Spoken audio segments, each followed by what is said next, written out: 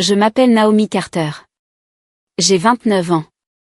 Et il y a 3 jours, alors que j'allumais les bougies d'anniversaire dans mon propre jardin et que j'essayais d'éviter que mon fils ne se mette du glaçage sur ses petites mains, l'homme qui m'avait abandonné à 15 ans a franchi mon portail comme s'il avait encore une place dans ma vie.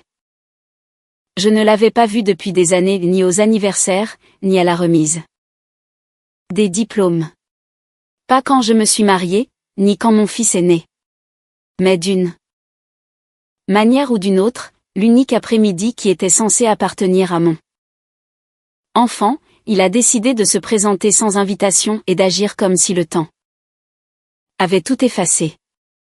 À 15 ans, j'ai appris exactement à quel point il était facile pour un parent de vous regarder et de décider que vous n'étiez plus sa responsabilité. Il n'a pas claqué de porte de rage. Il a fait quelque chose de plus froid que cela, il m'a fait me sentir jetable. Comme si j'étais une facture qu'il ne voulait plus payer. Comme si j'étais un objet qu'il pouvait poser et ne jamais revenir chercher. J'ai passé des années à construire une vie qui n'avait rien à voir avec lui. Une vie sûre, une vie stable, le genre de vie que je suppliais jadis d'avoir et que je n'ai jamais obtenu. Alors, quand je l'ai vu là, debout près des ballons et des assiettes en carton, regardant mon fils rire comme s'il faisait partie du décor, quelque chose en moi s'est figé. Je suis restée calme plus longtemps que la plupart des gens. Je l'ai laissé parler. Je l'ai laissé faire semblant. Et puis, il a dit la raison pour laquelle il était vraiment là. Cela n'avait rien à voir avec l'amour, rien à voir avec le regret. Au moment où il m'a menacé de me poursuivre en justice pour $50 000, je n'ai ressenti que de la clarté. Quand je lui ai dit qu'il avait 5 minutes pour partir, je pensais chaque seconde de ce que je disais.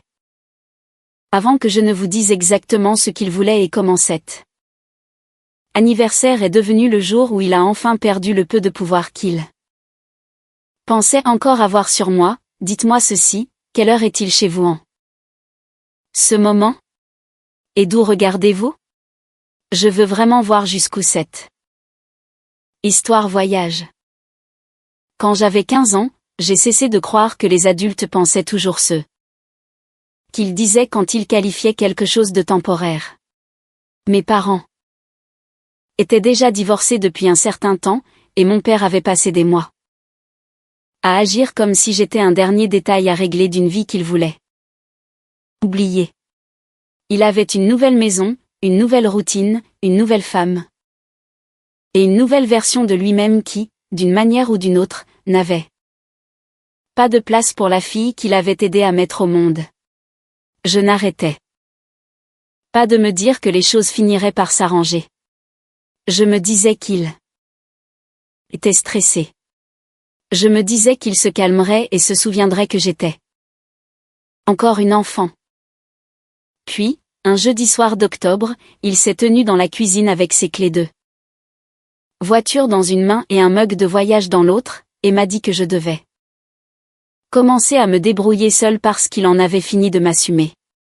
Il a dit cela de la même façon que les gens parlent d'annuler un abonnement qu'ils n'utilisent plus, pas de cris, pas de culpabilité, pas d'excuses, juste une décision nette et froide.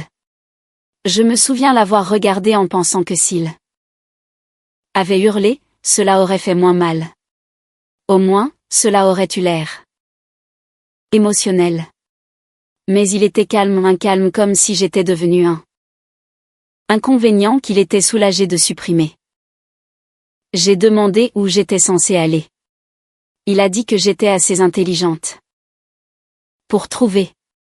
J'ai demandé s'il était sérieux. Il a dit que j'étais assez grande pour arrêter de jouer les victimes.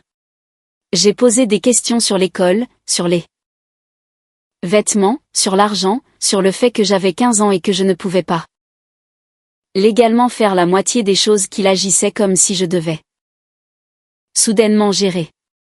Il a juste haussé les épaules et m'a dit que j'avais toujours été dramatique. C'est cette nuit-là que j'ai appris que le sentiment d'être indésirable peut être plus silencieux qu'on ne le pense. Il m'a donné un délai, 2 semaines. 2 semaines pour rassembler mes affaires, arrêter de lui compliquer la vie, et disparaître dans le futur que j'arriverai à me bricoler. J'ai dormi peut-être 2 heures cette nuit-là. Le lendemain à l'école, j'ai assisté aux cours d'algèbre, d'histoire américaine et au déjeuner comme si je bougeais sous l'eau. Je n'en ai parlé à personne au début, parce que le dire à voix haute rendrait la chose réelle. Mais dès le 2e jour, je me suis effondrée sur le parking après les cours, et ma meilleure amie m'a trouvée en train de pleurer si fort que je pouvais à peine respirer. Je lui en ai dit assez pour qu'elle comprenne ce qui se passait, et cette seule conversation a changé ma vie. Ses parents ont fait quelque chose que mon propre père refusait de faire. Ils ont écouté. Ils ont posé des questions.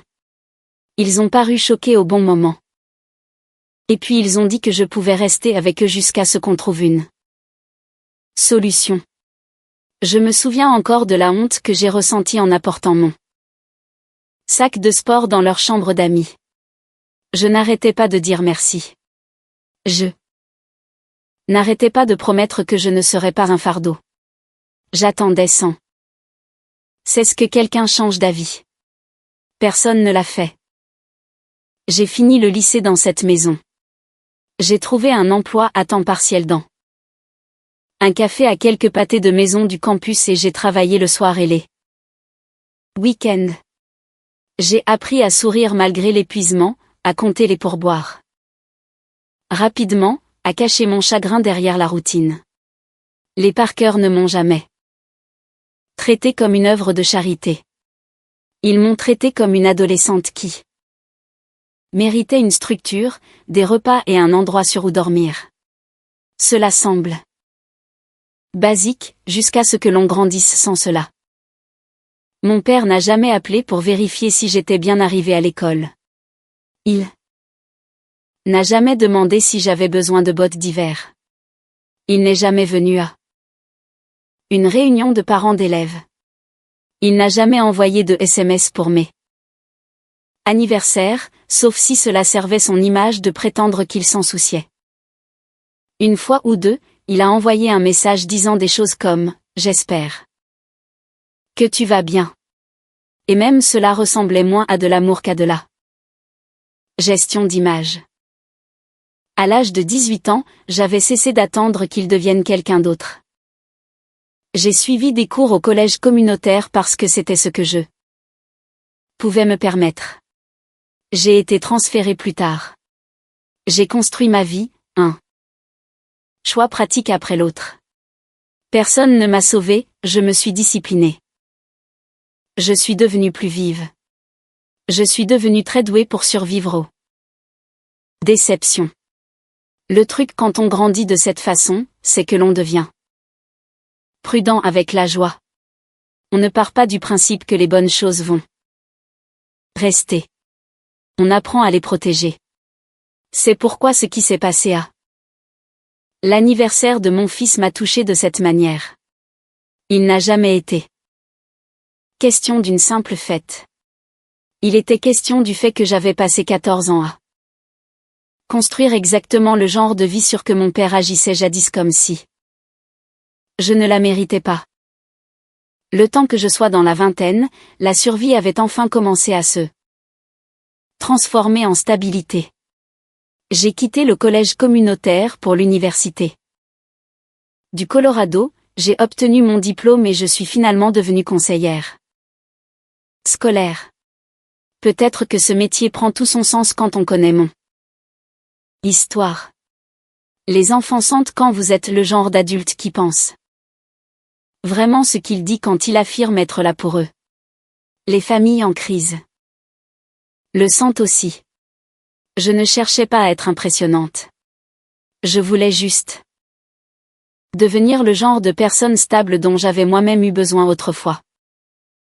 C'est durant ces années que j'ai rencontré Evan. Nous nous sommes rencontrés parce que sa nièce est venue à un événement familial après l'école que j'aidais à organiser, et il est resté tard pour empiler des chaises pliantes au lieu de me laisser le travail, à moi et à 2 enseignants épuisés.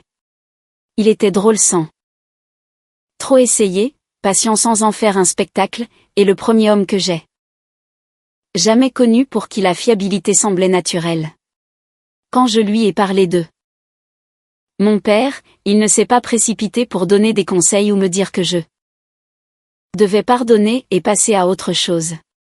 Il a juste dit que ce qui m'était arrivé était mal et que personne n'aurait dû avoir à mériter des soins de base. Si jeune, j'ai su que je l'aimais avant même de me l'avouer.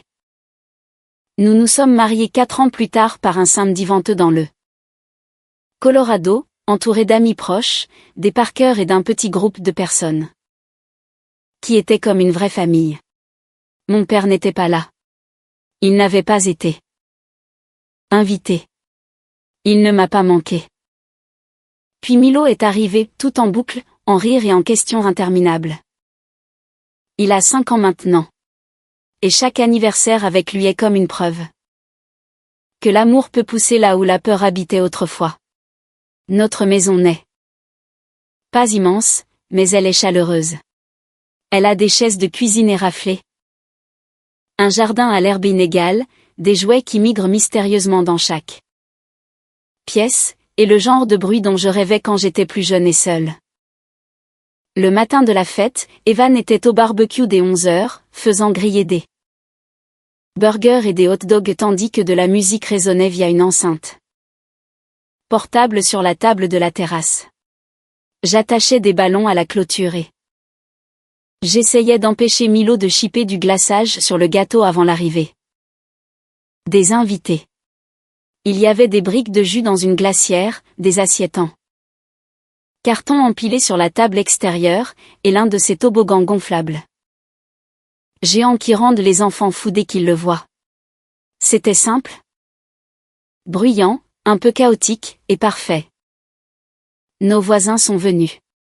Quelques parents de la crèche de Milo sont venus. 2 de mes collègues ont amené leurs enfants. Chloé Parker est arrivée avec un sac plein de papiers cadeaux et le même sourire amusé qu'elle portait depuis notre adolescence. Linda m'a serré si fort que j'ai failli pleurer. Et Greg transportait des chaises pliantes comme s'il avait été chargé de la logistique défaite par l'univers. C'est ce que je veux dire quand je parle de « famille ». Choisis, les gens qui sont restés, les gens qui ont construit avec vous, les gens qui ne vous ont jamais obligé à passer une audition pour mériter leur attention. Quelques mois avant cette fête, j'avais remarqué quelque chose d'étrange en ligne. Mon père avait trouvé l'une de mes photos de famille publiques et avait cliqué sur « J'aime ». Puis une autre, puis une autre. Pas de message, pas d'explication, juste ces minuscules empreintes numériques qui semblaient plus envahissantes qu'affectueuses. Je les ai ignorées. Je n'avais aucune envie de rouvrir une porte qu'il m'avait fallu des années pour verrouiller. Un cousin à qui je parlais à peine m'a envoyé plus tard un message vague me demandant comment j'allais et si j'habitais toujours dans la région de Denver. Cela semblait lié, aussi. J'ai ignoré cela également. J'avais appris il y a longtemps que lorsque des gens de ce côté-là de la famille se souvenaient soudainement de mon existence, cela signifiait généralement qu'ils voulaient quelque chose. Pourtant, je ne pensais pas qu'ils se présenteraient réellement. Même les gens égoïstes ont tendance à comprendre que l'anniversaire d'un enfant n'est pas l'endroit idéal pour mettre en scène son retour. Je lui ai accordé trop de crédit. Vers 13h30, alors que les enfants couraient dans le jardin et que les parents riaient près du barbecue, le portail latéral a grincé. J'ai regardé parce que quelque chose en moi s'est crispé avant même que je ne le voie tout à fait. Il paraissait plus vieux, bien sûr plus de gris aux tempes, des rides plus profondes autour de la bouche, un peu plus de ventre, mais je l'ai reconnu. Immédiatement. Mon père se tenait là, au milieu de mon jardin, tenant un sac à dos avec du papier de soie à motif de dessins animés comme pour faire croire qu'il était à sa place. Pendant une étrange seconde, tout a continué de bouger exactement comme avant. Un enfant a crié de rire sur le toboggan. Quelqu'un a demandé à Evan où il avait acheté le barbecue. Une serviette en papier a volé sur l'herbe. Et puis mon père a souri à mon fils comme s'il avait tous les droits du monde d'être là. Je n'ai pas couru vers lui. Je n'ai pas fait de scène.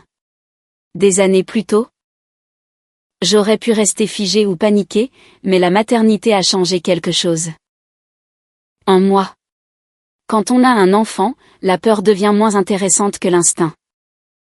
Ma première pensée n'était pas portée sur la conclusion d'un chapitre ou sur la colère, elle portait sur le contrôle. À quelle distance était-il de Milo? Combien de personnes regardaient? Allait-il se comporter comme une personne normale pendant 5 minutes ou gâcher la journée dès qu'il ouvrirait la bouche? Il a soulevé légèrement le sac à dos comme une offrande de paix et a dit, là. Voilà. Puis il a regardé Milo derrière moi et a ajouté, et voilà mon petit-fils. Ces mots ont tout de suite sonné faux, non pas parce qu'il était techniquement inexact, mais à cause de l'arrogance qui les entourait. Il n'a pas demandé, il a revendiqué. Evan avait déjà remarqué le changement sur mon visage. Il s'est approché du barbecue, a posé une main légère dans mon dos et a dit bonjour de cette voix calme qui peut soit vous accueillir, soit vous avertir selon ce que vous avez mérité. Mon père s'est présenté comme si nous nous rencontrions tous dans des circonstances normales. Il agissait comme si 14 ans de négligence n'étaient qu'une mauvaise passe que la famille avait naturellement surmontée. Il a dit à Evan qu'il était heureux pour nous. Il m'a dit qu'il avait l'intention de me contacter. Il nous a dit que le trafic avait été pire que prévu, ce qui était une chose bizarre à dire s'il n'avait pas été invité. Je me souviens avoir pensé que certaines personnes mentent si souvent qu'elles finissent par paraître naturelles, même lorsqu'elles s'introduisent illégalement, émotionnellement et physiquement, chez vous. J'ai dit à Milo de rester près du toboggan avec ses amis et je me suis éloigné de quelques pas de la foule. Evan est venu avec moi, mais j'ai secoué la tête. Une fois, très légèrement, non pas parce que je voulais gérer cela seul, mais parce que je voulais voir jusqu'où mon père irait en pensant qu'il avait encore accès à moi. Il m'a suivi vers le coin le plus éloigné du jardin, près de la clôture, là où le bruit de la fête s'estompait juste assez pour des paroles privées. De près, je pouvais sentir une eau de Cologne bon marché et un stress rance. Il m'a jeté un rapide coup d'œil, le genre qui visait à évaluer la vie que j'avais construite pour décider de ce qu'elle valait à ses yeux.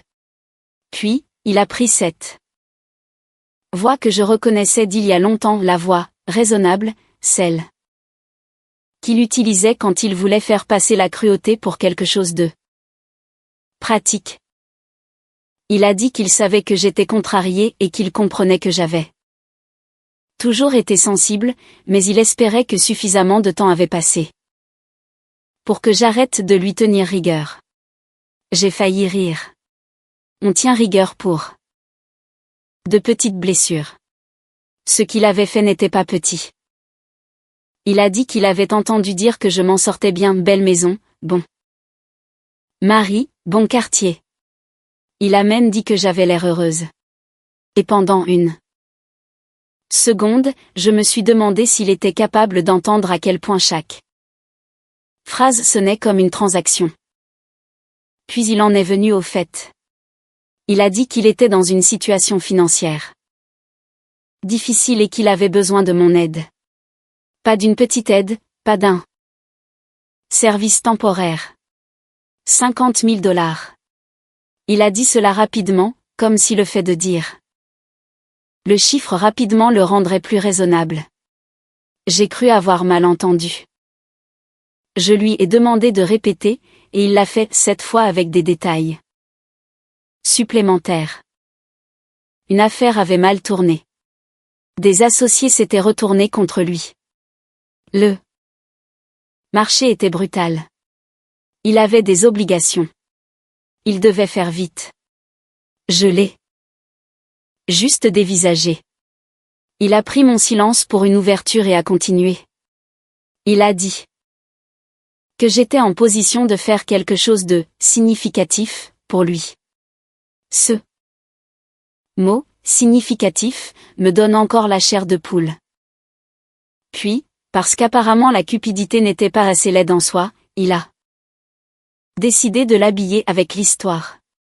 Il m'a rappelé qu'il avait payé pour que j'ai un toit quand j'étais plus jeune, qu'il m'avait nourri, qu'élever un enfant coûtait de l'argent et des sacrifices, et que peut-être maintenant, c'était mon tour de lui rendre quelque chose. J'ai senti mon corps se figer totalement. Je lui ai demandé s'il était sérieusement en train de se tenir dans mon jardin pendant l'anniversaire de mon fils pour essayer de me facturer rétroactivement d'avoir existé en tant que sa fille. Il a froncé les sourcils comme si je déformais ses propos. Il a dit que je devenais émotive. Il a dit qu'il demandait seulement ce qui était juste. Puis, il a baissé la voix et a fait l'erreur qui a tout changé. Il m'a dit que si je ne l'aidais pas volontairement, il était prêt à envisager d'autres options que des options légales. Il a dit qu'il y avait des affaires familiales que je ne voudrais pas voir traîner devant les tribunaux. Il a dit cela nonchalamment. Mais la menace était claire. Quelque chose dans ma poitrine s'est stabilisé à ce moment-là. Pas adouci. Stabilisé. La confusion a disparu. La minuscule partie de moi qui s'était demandé si l'âge l'avait rendue plus humble est morte là, près de la clôture. Alors que des enfants riaient à 10 mètres de là. Je l'ai regardé dans les yeux et j'ai dit, vous avez 5 minutes pour quitter ma propriété. Il a cligné des yeux, surpris que je n'ai pas argumenté, supplié ou essayé de négocier. Puis, il a affiché un sourire que j'avais déjà vu, à l'époque où j'étais assez jeune pour penser que les adultes avec ce sourire devaient savoir quelque chose que j'ignorais. C'était le sourire d'une personne qui croit que la pression finit toujours par payer. Il s'est penché un peu plus près et a dit « Naomi, ne fais pas ça devant ta petite famille. » Comme s'il avait le moindre droit d'utiliser ces mots, comme si ma maison existait pour lui servir de levier. J'ai répété, 5 minutes. Son sourire a disparu. Il aurait dû partir à ce moment-là. Toute personne décente l'aurait fait. Même une personne égoïste avec un minimum d'instinct de survie aurait compris qu'elle avait mal calculé et se serait retirée avant que les dégâts ne deviennent permanents. Mais mon père avait toujours confondu l'accès avec l'autorité. Il a jeté un coup d'œil vers la terrasse où Milo montrait à un autre petit garçon l'un de ses nouveaux camions miniatures, puis il est revenu vers moi, et j'ai presque pu voir les calculs se faire derrière ses yeux. Il pensait que la foule lui donnait du pouvoir. Il pensait que mon besoin de protéger l'ambiance de la fête me rendrait flexible. Il pensait qu'être le grand-père d'un enfant, du moins biologiquement, lui donnait un rôle que personne ne pouvait totalement nier. Il se trompait sur ces 3 points. Il a dit que nous devions parler à l'intérieur, là où c'était plus calme. J'ai dit non. Il a quand même fait un pas vers la porte arrière. Pas rapidement, pas de manière spectaculaire, juste assez délibérément pour me dire qu'il avait décidé que mes limites étaient négociables. Je me suis placé devant lui. Il m'a dit d'arrêter de me comporter comme une folle. Je lui ai dit de partir. Il a dit que je surréagissais parce qu'il avait demandé un prêt et que n'importe quelle fille décente écouterait son père. Je me souviens de la chaleur exacte du soleil sur le côté de mon visage, de l'odeur du charbon du barbecue, et de l'irréalité de se tenir là, dans une robe d'anniversaire, tandis que l'homme qui m'avait abandonné essayait de s'immiscer de force dans ma vie. Evan s'est dirigé vers nous dès qu'il a vu mon père se diriger vers la maison. Chloé l'a remarqué aussi. Je pouvais sentir des regards se lever de chaque coin du jardin, ce changement subtil quand les gens sentent une tension entre adultes et cessent de faire semblant de ne rien voir. Mon père a réalisé qu'il avait un public, au lieu de reculer, il a redressé les épaules comme un homme préparant une performance. Il a dit assez fort pour qu'Evan l'entende qu'il essayait seulement d'avoir une conversation privée avec sa fille et qu'il n'appréciait pas d'être traité comme un criminel.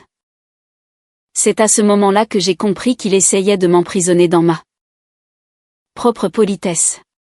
Si je gardais la voix basse, il pouvait jouer les victimes. Si je l'élevais, il pouvait jouer les effrayés.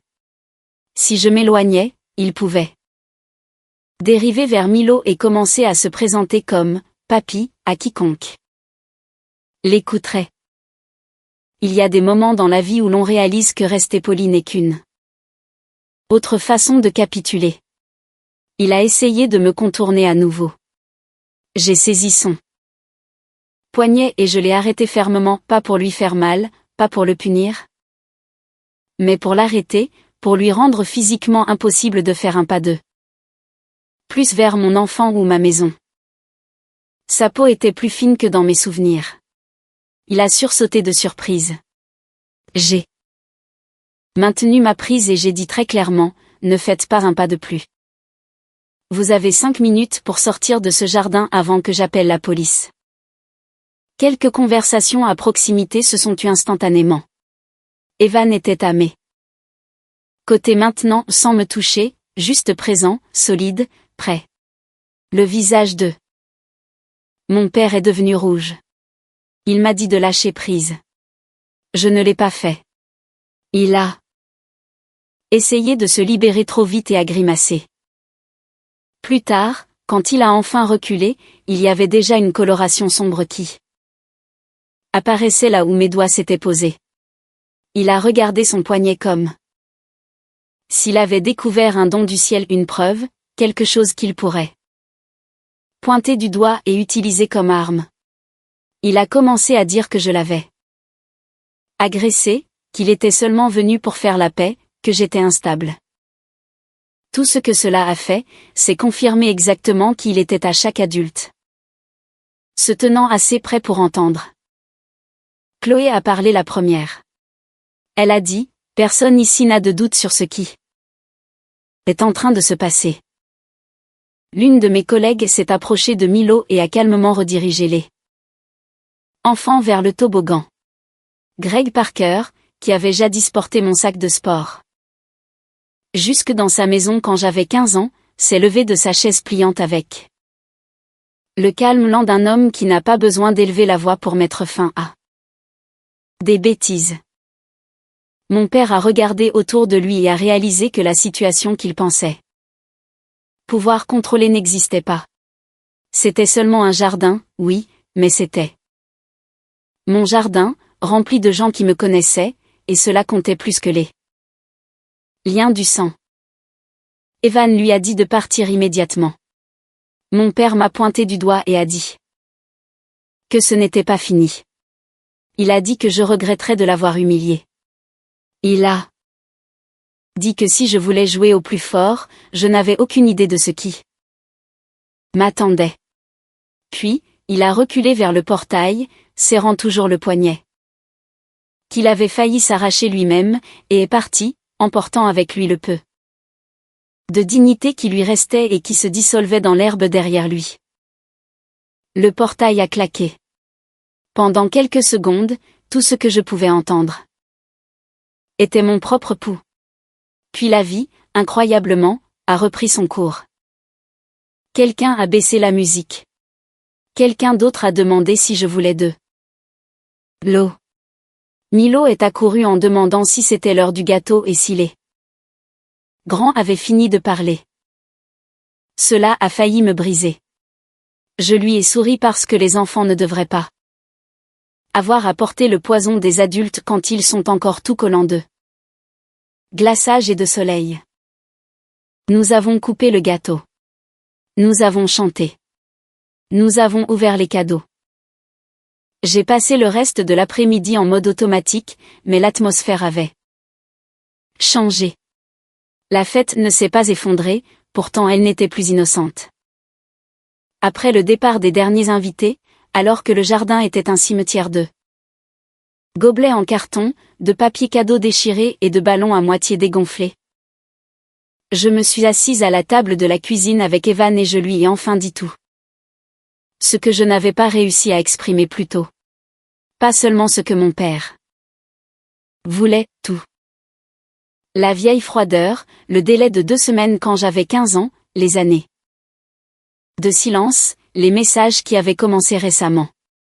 La façon dont la menace ressemblait moins à une surprise qu'à un vieux schéma revenant sous une nouvelle forme. Evan a écouté sans m'interrompre. Quand j'ai fini, il a tendu la main sur la table et a pris la mienne. Il a dit, il ne s'approchera plus jamais de Milo. J'ai hoché la tête, mais je ne comprenais pas encore tout à fait jusqu'où mon père était prêt à aller, jusqu'à ce que 2 jours plus tard, j'ouvre la boîte aux lettres et trouve une enveloppe d'un cabinet d'avocats avec mon nom d'inscrit sur le devant. Je savais avant même de l'ouvrir que ce serait mauvais. Certains instincts ne viennent pas de l'anxiété, ils viennent de l'expérience. La lettre à l'intérieur provenait d'un avocat représentant mon père, et elle m'accusait de retenir 50 000 $ qui lui appartiendraient prétendument via d'anciens actifs familiaux et des arrangements financiers non documentés. Cette phrase seule était assez ridicule pour me faire rire d'un coup sec dans l'allée. Arrangements financiers non documentés. En d'autres termes, de la fiction. Sous forme juridique. Mais le reste de la lettre était moins drôle. Elle affirmait qu'il était prêt à poursuivre l'affaire formellement si je ne coopérais pas. Elle suggérait des dommages et intérêts. Elle insinuait la tromperie. Elle était écrite dans ce langage poli et sans âme conçu pour donner au n'importe quoi un air de sérieux et de coup élevé. Je me suis tenue là, l'enveloppe à la main, et j'ai senti le dernier fil d'hésitation brûler. Jusqu'alors, une partie de moi avait encore espéré que la confrontation lors de la fête n'avait été que l'éclat final d'un homme désespéré. Laid, certes, mais isolé, quelque chose qu'il regretterait et devant lequel il reculerait une fois qu'il aurait compris que je ne plierais pas.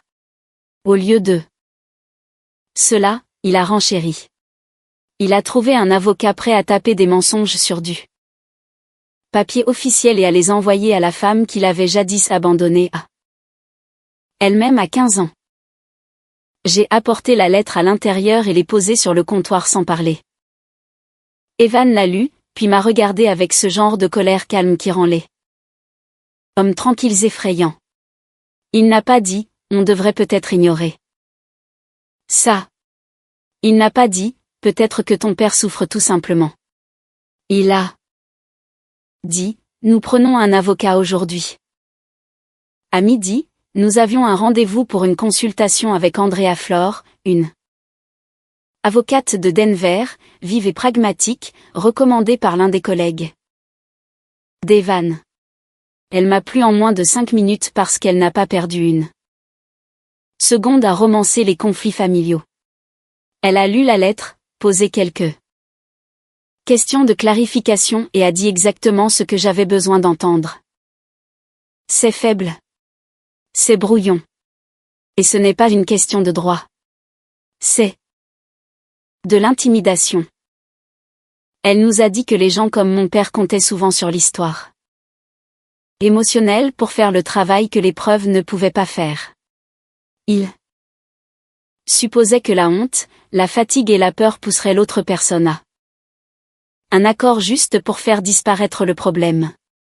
Elle a aussi dit autre chose d'important, elle m'a dit que le poignet contusionné ne le sauverait pas si l'ensemble des faits montrait une violation de domicile, du harcèlement et une conduite coercitive. Puis elle m'a demandé si j'avais des archives de mon adolescence. Au début, j'ai pensé que non. Puis ma mémoire a commencé à ouvrir des tiroirs que j'avais gardés fermés. J'avais toujours de vieux emails de l'école. J'avais toujours une copie scannée du formulaire de contact d'urgence qui listait les parents de Chloé, pas mon père. J'avais des documents fiscaux de mes premiers emplois. J'avais des documents d'aide universitaire montrant l'absence de soutien parental. J'avais de vieux messages d'un cousin parlant du fait que tout le monde savait qu'il était reparti de zéro et m'avait laissé me débrouiller seule. Chloé avait des souvenirs. Linda avait des souvenirs. Greg avait des souvenirs. Soudain, l'histoire n'était plus seulement de la douleur, c'était de la documentation. Au cours des 48 heures suivantes, notre salle à manger s'est transformée en champ de bataille de papier. J'ai créé des dossiers. J'ai imprimé des chronologies. Andrea a aidé à organiser tout cela entre ce qui comptait et ce qui ne comptait pas. Nous n'essayions pas de raconter toute l'histoire de ma vie. Au monde entier, nous construisions un mur clair de faits qui rendait la demande de mon père aussi absurde qu'elle l'était. Et pendant que nous faisions cela, il a commencé à appeler depuis des numéros masqués, pas constamment, mais assez souvent. Des messages vocaux, aussi. Le premier était plein de suffisance. Le deuxième semblait presque suppliant. Au troisième, il était furieux, disant que je le forçais à faire ça et que j'aurais dû l'aider comme une famille s'entraide. Andrea m'a dit de tous les enregistrer. Un message en particulier était important.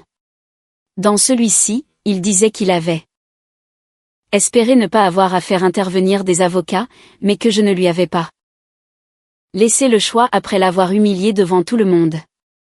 La voilà, la vérité. Presque avec ses propres mots. La menace légale n'était pas une question d'argent qu'il croyait être le sien, c'était des représailles parce que je l'avais rejeté publiquement et qu'il avait perdu la face.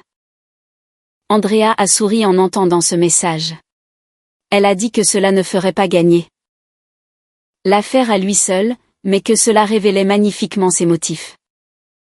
À peu près au même moment, l'histoire de la fête a commencé à circuler discrètement dans notre entourage. Pas parce que je courais partout pour la raconter de façon dramatique, mais parce que c'est ce qui arrive quand des adultes sont témoins de quelque chose de perturbant à l'anniversaire d'un enfant. Et qu'ils comparent ensuite leurs notes. L'une des mamans de la crèche m'a envoyé un SMS pour demander si j'allais bien. Un voisin a proposé de témoigner si nécessaire. Chloé était furieuse comme seules de vieilles amies fidèles peuvent l'être pour vous. Elle a dit que mon père ressemblait exactement au genre d'homme qui croit encore pouvoir effrayer les femmes pour les soumettre s'ils continuent de parler assez longtemps. J'aimerais pouvoir dire que tout cela m'a fait me sentir instantanément puissante. Ce n'est pas le cas. Cela m'a fatiguée. Il y a un type spécifique d'épuisement qui vient du fait d'être ramené de force dans un vieux rôle que l'on a lutté pour dépasser.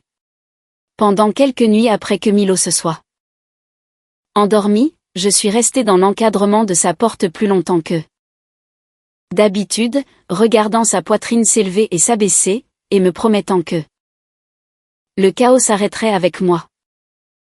Evan m'a trouvé là une fois et m'a demandé si j'allais bien. J'ai dit oui, mais il n'était pas dupe. Il m'a entouré de son bras et a dit quelque chose de simple. Il a dit, tu n'as plus 15 ans, Naomi. C'était important parce qu'il avait raison. À 15 ans, j'avais survécu en prenant les miettes de sécurité que d'autres personnes avaient la gentillesse de m'offrir. À 29 ans, j'avais une voix, un foyer, une représentation juridique, et des gens qui m'aimaient sans condition.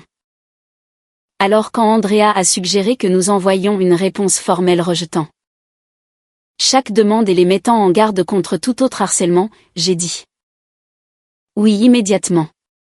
Quand elle a également suggéré que, si nécessaire, nous pourrions aller plus loin et rendre la vérité plus difficile à cacher pour lui, j'ai dit oui à cela aussi. Mon père voulait une lutte basée sur la pression et le secret. Il allait avoir une basée sur les preuves. La lettre de réponse d'Andrea est partie un vendredi matin. Elle rejetait totalement la demande, exigeait que tout contact ultérieur passe par son intermédiaire, notait l'absence de fondement juridique et précisait que si mon père continuait à harceler ma famille, nous étions prêts à passer à l'étape supérieure. Pour la première fois depuis qu'il avait franchi le portail de mon jardin, j'ai ressenti quelque chose de proche du soulagement. Non pas parce que la situation était finie, mais parce qu'elle était enfin sortie de l'ombre là où les hommes comme lui font leur meilleur travail. Pourtant, je connaissais mon père. Il détestait perdre en privé presque autant qu'il détestait perdre en public. Alors, avant qu'il ne puisse déformer l'histoire pour la rendre utile à ses fins, j'ai pris une décision qui aurait terrifié la Naomi de 15 ans. J'ai dit la vérité, pas dans un post hurlant, pas dans une diatribe confuse, juste la vérité. J'ai écrit un récit calme et direct pour ma page Facebook personnelle, expliquant que l'homme qui m'avait abandonné à l'adolescence s'était présenté sans invitation à l'anniversaire de mon fils, avait réclamé $50 000, m'avait menacé de poursuites judiciaires quand j'avais refusé, et poursuivait maintenant une fausse demande après des années passées à abandonner toute réelle responsabilité parentale. Je n'ai pas exagéré. Je ne l'ai pas insulté. Je n'ai pas dit aux gens ce qu'ils devaient penser. Je n'ai rien joint de privé concernant mon fils. J'ai juste dit la vérité de la manière dont les adultes la disent quand ils ont enfin cessé d'avoir peur de l'image laide que cela renvoie de quelqu'un d'autre. Puis je me suis déconnecté et j'ai posé mon téléphone face contre terre sur la table. La réaction a été plus rapide que ce à quoi je m'attendais. Des amis d'université ont commenté en premier, puis des voisins, puis des gens de l'école, puis des gens qui connaissaient des morceaux de l'histoire depuis des années, mais jamais tout d'un coup. Quelques messages m'ont particulièrement touché. L'un provenait d'une mère que je connaissais à peine, disant qu'elle était heureuse que mon fils grandissant, voyant ce qu'étaient des limites saines. Un autre venait d'une ancienne élève, maintenant à l'université, disant qu'elle se souvenait encore de m'avoir entendu dire que l'amour sans sécurité n'est pas un amour véritable. Je suis restée assise à lire ces mots, les larmes aux yeux, parce que parfois les leçons que vous passez des années à enseigner aux autres sont précisément celles que vous devez encore choisir pour vous-même. Le soir même, des membres de la famille élargie avaient commencé à me contacter. Aussi. Pas tous avec bienveillance. Quelques-uns voulaient que je retire le poste. Parce que les affaires familiales doivent rester privées. Cet argument m'a toujours amusé. Les gens adorent la vie privée quand la vérité embarrasse la mauvaise personne. Mais certains parents, dont 2 à qui je n'avais pas parlé depuis des années, ont admis qu'ils n'étaient pas choqués. L'un d'eux a même dit que mon père avait coupé les ponts avec la moitié de son entourage pour des questions d'argent et de fierté bien avant de s'en prendre à moi. Puis est arrivée la conséquence qu'il n'avait pas vu venir. La femme avec qui Il avait construit sa nouvelle vie, m'a contacté en privé. Son message était court, stupéfait et prudent. Elle a dit qu'elle savait que notre relation était tendue, mais qu'elle n'avait pas compris la profondeur de ce qu'il avait fait. Et qu'elle n'était certainement pas au courant de la menace de procès pour l'argent. Elle m'a remercié d'avoir été factuelle. Une semaine plus tard, j'ai appris par Andrea que le camp de mon père voulait discuter discrètement d'un abandon des poursuites. Discrètement. Encore ce mot. Cette fois, c'était à notre tour de ne pas entrer dans son jeu. Andrea a insisté sur un retrait total et une confirmation écrite qu'aucune autre demande ne serait formulée. Elle a également fait pression pour le remboursement de certains frais juridiques liés à ce dépôt de plainte abusif. Ils ont résisté. Au début, puis ils ont plié. Il n'y avait pas de dossier. Il n'y avait jamais eu de dossier. Il n'y avait que de l'ego, du désespoir et la conviction erronée que j'agirais encore comme la fille effrayée qu'il avait autrefois congédiée avec un préavis de 2 semaines. La demande a été retirée. Les lettres ont cessé. Les appels de numéros masqués ont cessé. Et parce que sa fierté ne pouvait supporter les dommages sociaux se propageant dans ses propres cercles, mon père a fait une dernière chose que je n'aurais jamais pensé voir, il a publié une déclaration publique prétendant qu'il regrettait des malentendus et souhaitait la paix à notre famille. Ce n'étaient pas de vraies excuses. C'était un pansement pour sa réputation. Mais à ce stade, cela n'avait aucune importance. Les gens savaient. Son poignet avait guéri entre-temps, mais pas son image. Plusieurs membres de la famille ont pris leur distance avec lui. Un contact professionnel dont il s'était vanté s'est apparemment retiré après en avoir entendu assez pour remettre en question son jugement. La femme de sa vie est partie. Plus important encore, il a perdu l'accès au fantasme selon lequel il pourrait revenir dans mon monde et être traité comme un père simplement parce qu'il partage mon sang.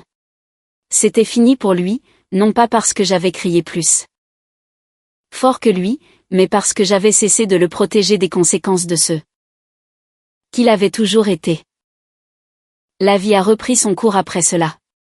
Pas du jour au lendemain, mais régulièrement. Evan et moi prenions une soirée par semaine juste pour nous. 2 après que Milo soit couché. Les discussions juridiques étaient interdites. Chloé plaisante encore en disant qu'elle aurait dû faire payer l'entrée pour le pire caméo d'anniversaire du Colorado. Linda continue de me rappeler que demander de l'aide n'est pas une faiblesse, ce que je commence enfin à croire. Milo est toujours Milo. Il se souvient des ballons, du gâteau, du toboggan et des camions miniatures. Il ne se souvient pas de l'homme au portail, et j'ai bien l'intention de faire en sorte qu'il en soit ainsi aussi longtemps que possible. La leçon de tout cela n'est pas que la vengeance doit être bruyante pour être satisfaisante.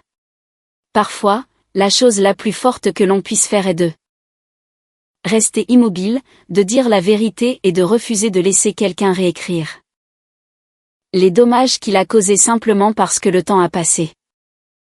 La famille ne se définit pas par qui vous a conçu. Elle se définit par qui vous a protégé, qui est resté, qui vous a dit que vous comptiez quand il aurait été plus facile de s'en aller. Fixer des limites n'est pas cruel. Ce n'est pas égoïste. Ce n'est pas irrespectueux. Parfois, les limites sont la chose la plus aimante qu'un parent puisse construire parce qu'elles protègent les enfants qui viennent après d'hériter d'une douleur qui n'a jamais été la leur apportée. Je pensais autrefois que mon père m'avait pris quelque chose que je passerais le reste de ma vie à essayer de remplacer. Maintenant, je sais qu'il a fait autre chose. Il m'a appris, par l'exemple négatif, exactement quel genre de foyer je ne permettrai jamais autour de mon fils. Et s'il y a une valeur quelconque à une histoire comme la mienne, c'est peut-être celle-ci: vous avez le droit de fermer la porte aux gens qui ne se souviennent de vous que lorsqu'ils ont besoin de quelque chose. Vous avez le droit de choisir la paix plutôt que la culpabilité.